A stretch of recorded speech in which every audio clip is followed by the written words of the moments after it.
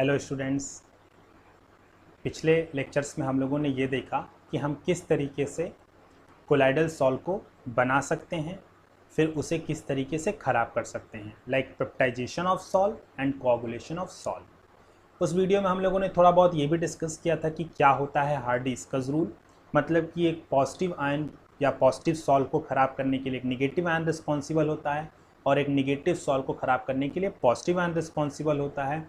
और इस निगेटिव और पॉजिटिव आयंस के ऊपर जितना ज़्यादा चार्ज होगा उतना ही ज़्यादा कोआगुलेशन होगा। अब बात आती है कि हम ऐसा क्या करें कि सॉल्व हमारा जो है वो प्रोटेक्ट हो जाए, मतलब कि अगर वो इलेक्ट्रोलाइट थोड़ा बहुत अमाउंट में ज़्यादा भी हो जाता है ड्यूरिंग पेप्टाइजेशन, तो वो ज़्यादा अमाउंट ऑफ जो इलेक्ट्रोलाइट है वो उस सॉल्व को कोआगुलेट नहीं करेगा। ऐसा हम क्या कर दें कि वो सॉल्व क्या हो जाए, बच जाए या प्रोटेक्ट हो जाए। तो यहाँ पर इस वीडियो में हम लोग प्रोटेक्शन ऑफ सॉल्व्स जो है इसको काफ़ी डिटेल में डिस्कस करेंगे और किस तरीके से हम प्रोटेक्ट करते हैं। तो चलिए आइए देखते हैं कि सॉल्व को कोआगुलेट होने से किस तरीके से बचाया जाए। तो चलते हैं, सबसे पहले हम देखते हैं कि सॉल्व किस तरीके से ख़राब हो रहा होगा और कोआगुलेशन के लिए हम क्या करें। तो इमेजिन कर लेते हैं फिर से कि भाई मेरे पास एक सॉल्व है और वो सॉल्व किस चीज़ का है, तो हम शुरू से AgCl का सॉल्व लेते आ रहे हैं, तो हम AgCl ही डिस्कस कर लेंगे। तो लाइक मान लेते हैं कि AgCl का जो सॉल्व है वो एक ये रहा AgCl का पार्टिकल और इसके ऊपर Cl माइनस के कोई ना कोई पार्टिकल आकर के क्या है, एडजॉर्ब हैं। तो अब ये जो AgCl है, इस AgCl के ऊपर Cl माइनस अगर आकर के डिपॉजिट हुआ है तो भाई ये सॉल्व कौन सा होगा, निगेटिव या पॉजिटिव?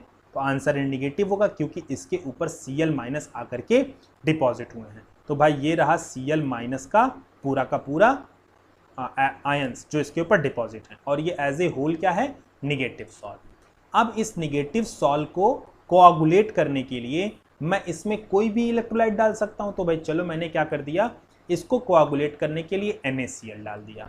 जब मैं NaCl डालूंगा तो मैं क्या देखूंगा कि इसका जो Cl माइनस आयन था वो फिर से वापस से AgCl को छोड़ दिया और छोड़ने के बाद AgCl कहाँ जाकर के नीचे सेटल डाउन हो गया। तो मैं क्या कहूँगा कि ये कोआगुलेशन हो गया। अब मैं ऐसा क्या कर दूं कि इस NaCl को डालने के बावजूद भी ये जो हमारा कोआगुलेटेड सॉल्यूशन मिल रहा है वो ना मिले, ठीक है। अब बात आती है कि हमने ऐसा क्या करना है, किस तरीके से हम प्रोटेक्शन करें। तो भाई जब हम कभी प्रोटेक्शन की बात करते हैं तो हमें अपने प्रोटेक्शन करने के लिए हमें अपने से ज़्यादा अच्छे या अपने से ज़्यादा स्ट्रांग लोगों का इस्तेमाल करना पड़ेगा। उनको हम अगर अपने आसपास खड़ा कर दें, अपने से ज़्यादा स्ट्रांग लोगों को, तो हमारा प्रोटेक्शन क्या हो सकता है, हो सकता है। अब प्रोटेक्शन के लिए यहाँ पर हम क्या इस्तेमाल करेंगे, तो भाई अगर मैं आदमी हूँ तो आदमी अपने प्रोटेक्शन के लिए एक अपने से स्ट्रांग आदमी का इस्तेमाल करता है। तो कुल मिलाकर के सॉल्व के प्रोटेक्शन के लिए भी हम क्या करेंगे, सॉल्व का ही इस्तेमाल करेंगे। और हम अपने से ज़्यादा स्ट्रांग, मतलब कि ये वाला जो सॉल्व है इससे ज़्यादा स्ट्रांग सॉल्व का हम इस्तेमाल करेंगे। मतलब कि जो सॉल्व का हम इस्तेमाल करने वाले हैं इस सॉल्व को बचाने के लिए, वो सॉल्व जल्दी इलेक्ट्रोलाइट से कोआगुलेट ना होता हो। तो जनरली जब हम देखते हैं और इसके ऊपर प्रैक्टिकल करते हैं तो हमें ये देखने को मिलता है कि जितने भी नेचुरल सॉल्व होते हैं या हम ये कह सकते हैं कि लायोफिलिक सॉल्व होते हैं, वो इलेक्ट्रोलाइट से जल्दी कोआगुलेट नहीं करते। तो इसका मतलब लायोफिलिक सॉल्व या नेचुरल सॉल्व जल्दी कोआगुलेट नहीं करते, इसका मतलब वो ज़्यादा स्ट्रांग है और अगर ज़्यादा स्ट्रांग है तो वो यहाँ पर इस्तेमाल किए जा सकते हैं प्रोटेक्शन करने के लिए। अब बात आती है कि वो स्ट्रांग कैसे हैं, आखिर उनके पास ऐसी कौन सी प्रॉपर्टी है जो NaCl या किसी भी इलेक्ट्रोलाइट से वो कोआगुलेट नहीं होते हैं।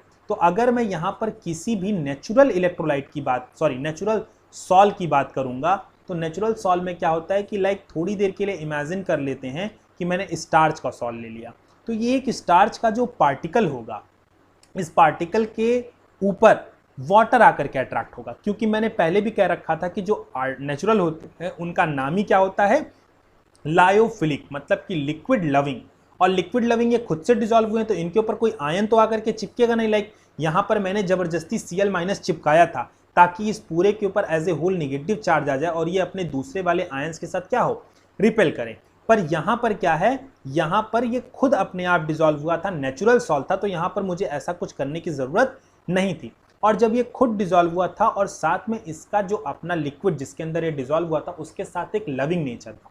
तो थोड़ी देर के लिए हम मान लेते हैं कि स्टार्च जो है वो वाटर के अंदर डिजॉल्व हुआ है, तो वाटर के साथ ये एक लविंग नेचर शो करेगा, और अगर ये लविंग नेचर शो करेगा तो वाटर आकर के इसके ऊपर डिपॉजिट होना शुरू हो जाएगा, और वाटर इसके ऊपर एक कोलाइडल पार्टिकल के ऊपर एक प्रोटेक्टिव लेयर टाइप बना लेगा, और ये जो प्रोटेक्टिव लेयर है ये आने वाले दूसरे इलेक्ट्रोलाइट से इस कोलाइडल पार्टिकल की क्या करेगी, प्रोटेक्शन करेगी। लाइक अगर मैं इस नेचुरल सॉल में, अगर मैं क्या करूं, इस नेचुरल सॉल में मैं NaCl डालूं तो Na+ बन जाएगा और Cl- बन जाएगा। अब ये जो नेचुरल सॉल है चाहे ये पॉजिटिव हो चाहे ये निगेटिव हो, भाई अगर पॉजिटिव होता तो इसको Cl- खराब करता और अगर निगेटिव होता तो Na+ खराब करता। डजंट मैटर कि ये नेचुरल सॉल पॉजिटिव है या ये नेचुरल सॉल निगेटिव है, इसको कोआगुलेट करने वाला Na+ है या Cl- है। जब ये अटैक करने के लिए जाएगा तो जब ये कोलाइडल पार्टिकल के पास पहुंचेगा तब तो कोआगुलेट कर पाएगा, लेकिन ये कोलाइडल पार्टिकल से पहुंचने से पहले इसको किससे पंगा लेना पड़ेगा, वाटर की लेयर से पंगा लेना पड़ेगा, और वाटर की लेयर इसको कोलाइडल पार्टिकल तक पहुंचने देगी ही नहीं, इसीलिए नेचुरल सॉल जल्दी कोआगुलेट करेगा ही नहीं। तो कुल मिलाकर के इन शॉर्ट हम ये कह सकते हैं कि क्योंकि नेचुरल सॉल के कोलाइडल पार्टिकल के ऊपर वाटर की एक प्रोटेक्टिव लेयर होती है जो उसको कोआगुलेट करने से बचाती है किसी भी इलेक्ट्रोलाइट के अटैक के टाइम पर। तो भाई इलेक्ट्रोलाइट का अटैक नहीं हो रहा, नेचुरल सॉल पावरफुल हो गया, ये तो पता चल गया। तो अगर नेचुरल सॉल पावरफुल है तो हम इसको एज ए बॉडीगार्ड क्या कर सकते हैं, आर्टिफिशियल सॉल या लायोफोबिक सॉल के साथ लगा सकते हैं ताकि लायोफोबिक सॉल भी कोआगुलेट ना करे। तो मतलब कुल मिलाकर के हमको ये पता चल गया कि अगर हमें किसी भी लायोफोबिक सॉल को प्रोटेक्ट करना है तो हमको उसके अंदर लायोफिलिक सॉल को मिला देना है। अब बात आती है कि लायोफिलिक सॉल को जब हम लायोफोबिक सॉल के अंदर मिलाएंगे तो ये कुल मिलाकर के लायोफोबिक सॉल का प्रोटेक्शन कैसे करें, तो उस चीज़ को भी समझने के लिए हम क्या करते हैं, इरेज करके एक बड़ा सा साइज डायग्राम बनाते हैं, और इस डायग्राम में हम थोड़ी देर के लिए ले लेते हैं AgCl का एक कोलाइडल पार्टिकल, दो पार्टिकल ले लेते हैं। लाइक इमेजिन करते हैं ये रहा AgCl, और क्योंकि मैंने सॉल पहले से बना रखा है तो बनाने के बाद यहां पर Cl- के आयन आकर के इकट्ठा होंगे।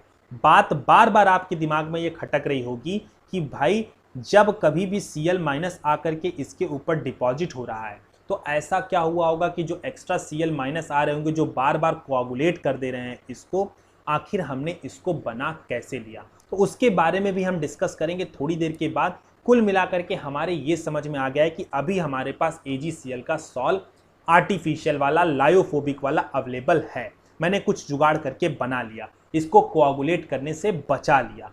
तो प्रोटेक्शन कैसे हुआ होगा ये मैं आपको बताना चाह रहा हूं।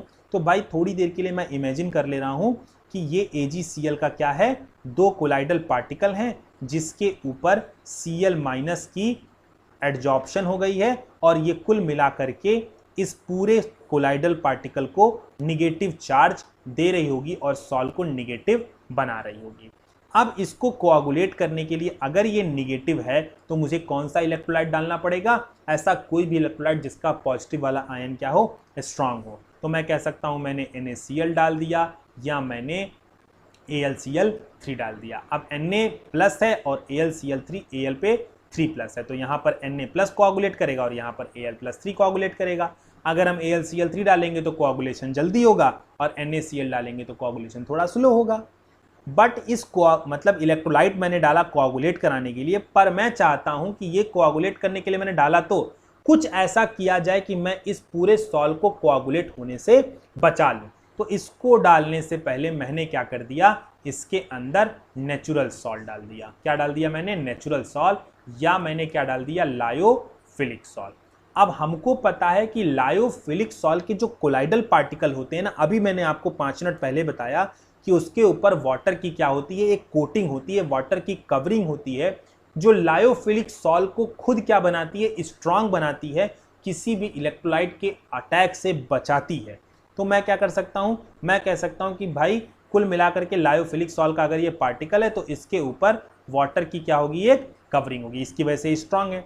अब मैंने जब नेचुरल सॉल्ट इसके अंदर डाला तो जो नेचुरल सॉल्ट के कोलाइडल पार्टिकल होंगे ना, उनके ऊपर जो वाटर लेयर की कवरिंग होगी वो एज ए होल आकर के इस कोलाइडल पार्टिकल के ऊपर क्या हो जाएंगे, चिपक जाएंगे। मतलब अब ये आकर के नेचुरल सॉल्ट यहाँ पर चिपकना स्टार्ट हो गया और इसके ऊपर कवरिंग बनाना शुरू कर दिया। तो कुल मिलाकर के जो आपको फाइनल डायग्राम देखने को मिलेगा वो कुछ ऐसा देखने को मिलेगा। तो अब इसमें देखिए हुआ क्या, AgCl था, ये प्रेसिपिटेट में था, मैंने इसके अंदर कोई सुटेबल इलेक्ट्रोलाइट डाला ताकि क्या हो जाए, ये एक कोलाइडल सोल्यूशन फॉर्म कर ले। तो AgCl के अंदर मतलब मैंने मान लेते हैं कि NaCl डाल दिया, NaCl में Cl माइनस आयन का क्या था, कॉमन था, तो Cl माइनस आकर के इसके ऊपर क्या हो गया, डिपॉजिट हो गया या एडजॉर्ब हो गया और ये कोलाइडल सोल्यूशन बना लिया। पर NaCl मैंने थोड़ा एक्स्ट्रा डाला था तो कुछ देर तक तो Cl माइनस इसके ऊपर चिपके और इसको कोलाइडल सोल्यूशन बना दिए, बट जो एक्स्ट्रा Cl माइनस आयन बचा था वो अब इसको कोआगुलेट कराने की फिर से कोशिश करने लगेगा और वो इसको कोआगुलेट ना कर पाए, इस वजह से मैंने क्या डाल दिया इसके अंदर, नेचुरल सॉल्ट। और ये जो नेचुरल सॉल्ट है ये अपनी वाटर की लेयर ले आकर के उस AgCl के कोलाइडल पार्टिकल के ऊपर क्या हो गया, आकर के डिपॉजिट हो गया। अब इसके डिपॉजिट होने की वजह से AgCl काफी हद तक क्या हो गया है, स्ट्रांग हो गया है। अब NaCl का जो Na+ आयन है जो इसको कोआगुलेट कराने के लिए आने वाला था, जब वो यहाँ पर अटैक करने के लिए आएगा तो सबसे पहले उसे किससे टक्कर लेनी पड़ेगी, नेचुरल सॉल्ट के वाटर लेयर से टक्कर लेनी पड़ेगी, फिर ये कहीं पर नेचुरल सॉल्ट के पार्टिकल से टक्कर लेगा, उसके बाद ना फिर ये AgCl के Cl- तक पहुंचेगा, जो कि लगभग इम्पॉसिबल है। ठीक है, तो कुल मिलाकर के हम ये कह सकते हैं कि किसी भी लायोफोबिक सॉल्ट को बचाने के लिए हम कुछ अमाउंट लायोफिलिक सॉल्ट का डाल सकते हैं और ये लायोफिलिक सॉल्ट के अमाउंट को डालने से जो हमारा लायोफोबिक सॉल्ट है वो बच जाता है कोआगुलेशन से। अब बात आती है कि हम जो लायोफिलिक सॉल्ट डाल रहे हैं वो कितना डाल दें। क्या ये जितने भी हम लायोफिलिक सॉल्ट डालते हैं, भाई मान लेते हैं लायोफिलिक सॉल्ट कोई A है, कोई B है, कोई C है, कोई D है, ये चारों लायोफिलिक सॉल्ट इस लायोफोबिक सॉल्ट को कोआगुलेट होने से बचा सकते हैं। पर क्या ये चारों का सेम अमाउंट ही लगेगा, मतलब अगर हम A डालेंगे तो भी उतना ही लगेगा, B डालेंगे तो भी उतना ही लगेगा, C डालेंगे तो भी उतना ही लगेगा और D डालेंगे तो भी उतना ही लगेगा। क्या लायोफिलिक सॉल्ट का कोई भी सॉल्ट अमाउंट बराबर लगेगा या अलग अलग लायोफिलिक सॉल्ट के अलग अलग अमाउंट लगेंगे इस लायोफोबिक सॉल्ट को बचाने के लिए? तो अब इसके लिए हमको क्या करना पड़ेगा, इस सारे सॉल्ट्स की, लायोफिलिक सॉल्ट की एक पावर निकालनी पड़ेगी कि भाई इस लायोफिलिक सॉल्ट की कितनी पावर है लायोफोबिक सॉल्ट को बचाने के लिए। और ये जो पावर है जो हम बताते हैं कि भाई इस लायोफिलिक सॉल्ट के अंदर इतनी पावर है, लायोफोबिक सॉल्ट को वो इतनी पावर से बचा सकता है, उस पावर का नाम है गोल्ड नंबर। क्या है, गोल्ड नंबर। मतलब किसी भी लायोफिलिक सॉल्ट को जो पावर है वो हम गोल्ड नंबर से एक्सप्रेस करते हैं। अब चलिए आज जानते हैं कि ये गोल्ड नंबर है क्या। तो गोल्ड नंबर अगर आपको बताना है तो मैं कुछ इस तरीके से एक्सप्लेन कर सकता हूं, लाइक गोल्ड नंबर हमें पता है कि ये लायोफिलिक सॉल्ट की एक पावर बताता है कि भाई ये लायोफोबिक सॉल्ट को कितना अच्छे से बचा सकता है।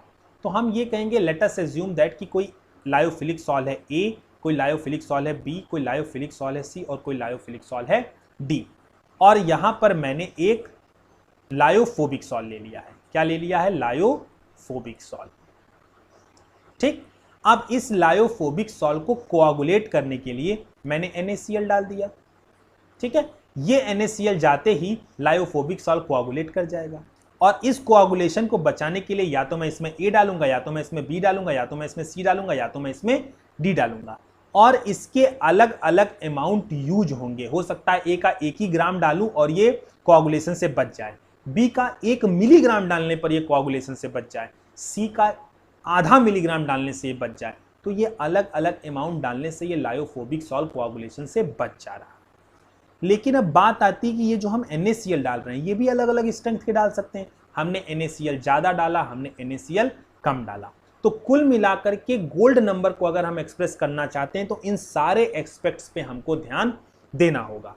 तो हम सबसे पहला जो एक्सपेक्ट पे ध्यान देंगे वो हम ये कहेंगे कि इमेजिन कर लेते हैं लायोफोबिक सॉल्ट को कोआगुलेट करने के लिए हमने NaCl डाला और इस NaCl की स्ट्रेंथ कितनी होगी, 10% NaCl। क्या होगा, 10% NaCl, लेकिन हम इसमें डालेंगे कितना, केवल 1 ml।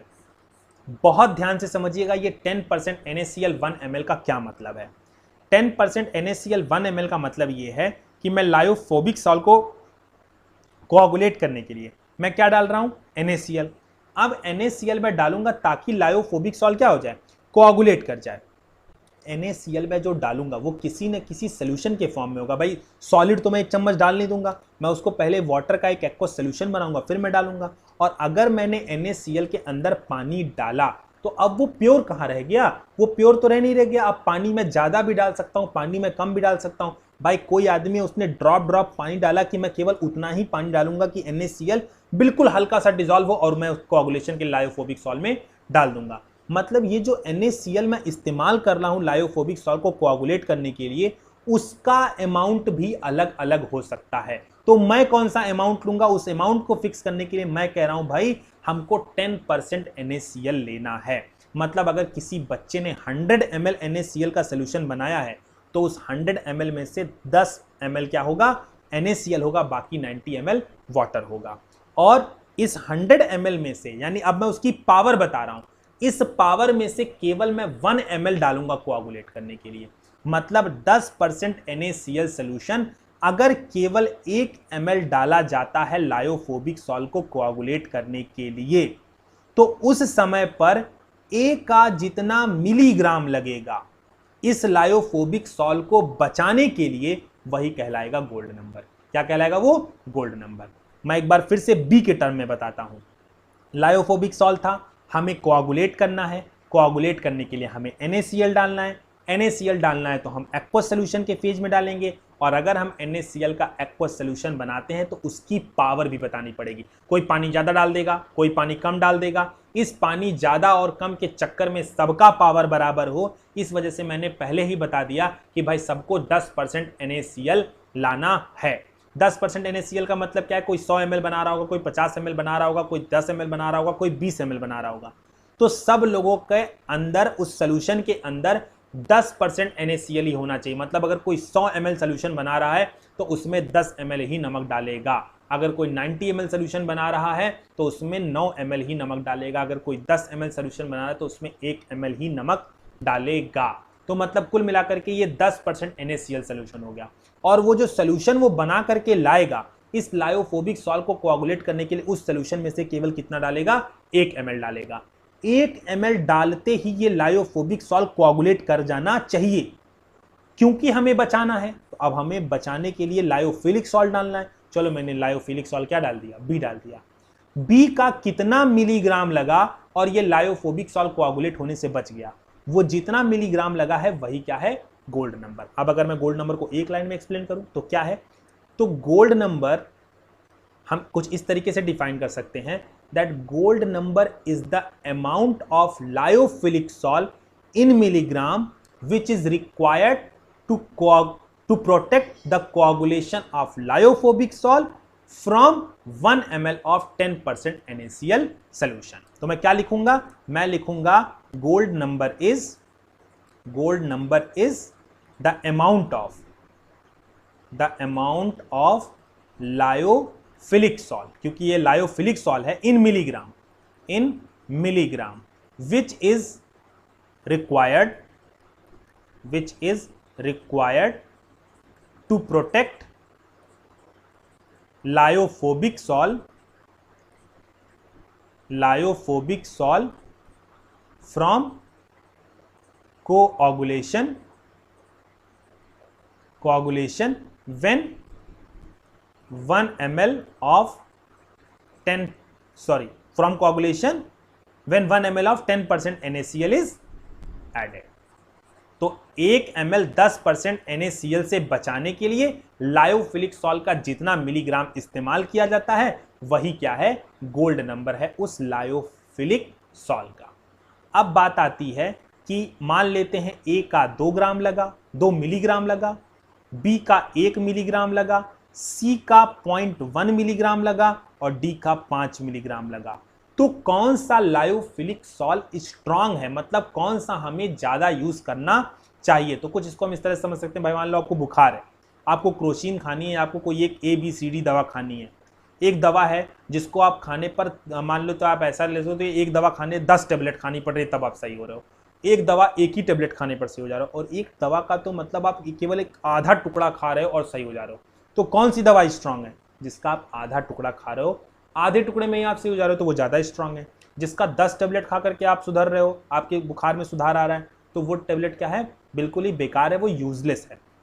तो इसका मतलब गोल्ड नंबर जितना ज़्यादा लेस होगा उसका प्रोटेक्टिव पावर उतना ही ज़्यादा होगा। तो मैं यहां पर नोट करके मैं लिख दे रहा हूं that lesser is the gold number, lesser is the gold number,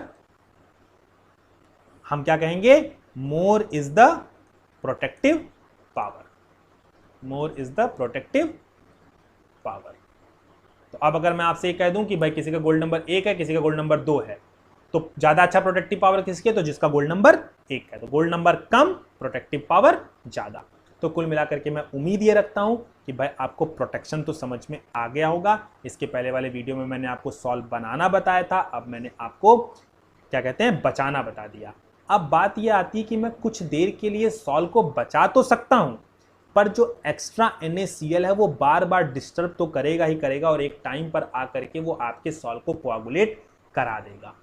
तो कुल मिलाकर के हमारा फाइनल क्या कह सकते हैं, एम तो यही होना चाहिए कि जो उसमें एक्स्ट्रा NaCl है हम क्या करें, उसको सोल्यूशन के अंदर से निकाल करके हटा दें। तो भाई ऐसा तो है नहीं कि कोलाइडल सॉल्यूशन के अंदर हाथ डाला और उसके अंदर से NaCl निकाल करके फेंक दिया, ऐसा तो इम्पॉसिबल है। जो एक्स्ट्रा इलेक्ट्रोलाइट था वो निकाल करके फेंक दिया, ऐसा तो हम नहीं कर सकते। तो हम ऐसा क्या करें कि वो जो एक्स्ट्रा इलेक्ट्रोलाइट है वो उस कोलाइडल सॉल्यूशन से निकल करके हट जाए? तो इसके लिए हम बेसिकली करते हैं purification of salt. Purification of salt में हम एक्स्ट्रा इलेक्ट्रोलाइट को कोलाइडल सॉल्यूशन से हटा सकते हैं। तो प्यूरिफिकेशन कैसे करते हैं और फाइनल सॉल्ट हम किस तरीके से प्रिपेयर करते हैं, इसके लिए हम मिलते हैं अगले वीडियो में। तब तक के लिए बाय बाय स्टूडेंट्स।